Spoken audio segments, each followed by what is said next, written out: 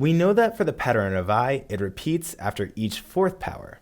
So for I to the 10th, we would go through the cycle twice, and then we would start over. We would have I, and then -1. I to the 10th is really the same thing as I to the 6th and I squared. They all equal -1. We can think of this a lot like the arithmetic on a clock. A clock cycles every 12 hours. The hour hand passes all the numbers and gets to 12 and then starts over.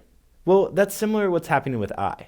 So we'll start with I, and then we'll have I squared, I cubed, I to the 4th, I to the 5th, I to the 6th, I to the 7th, I to the 8th, I to the 9th, and finally I to the 10th. This is how we know I to the 10th is really equal to I squared, which equals -1. Our pattern repeats every 4 powers of I.